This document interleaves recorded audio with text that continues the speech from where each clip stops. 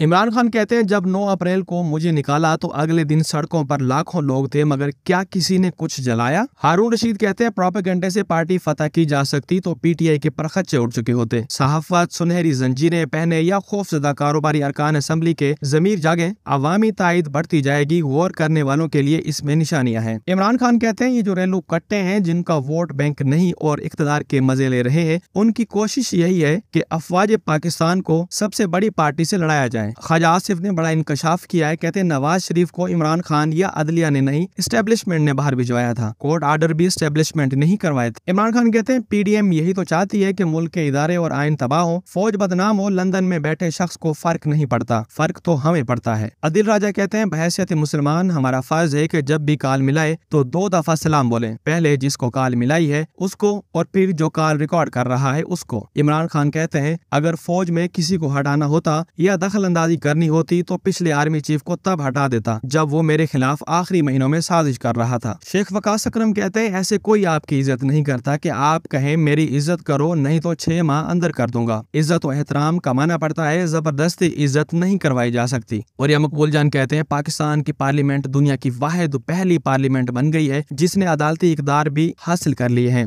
अब अगर कोई बदतमीज वोटर अपने रुकने असेंबली से सवाल करेगा कि तुमने करप्शन की है, मुजरिमों की सरपरस्ती की है, मफरूरों कातलों को पनाह दी है, तो 5 साल कैद और 10 लाख जुर्माना होगा। इमरान खान कहते हैं, पीडीएम कोशिश कर रही है कि पीटीआई और फौज आमने सामने आ जाए, मुझे समझ नहीं आ रही जीतेगा कौन। ख्वाजा साद रफीक कहते हैं, पीटीआई के मासूम हामी अपनी आंखें और दिमाग खोलें, किसी और जमात का साथ दें ना दें मगर पाकिस्तान का साथ दें। इस दौर के सबसे बड़े फितने को पहचान कर इससे बराअत का फैसला करें।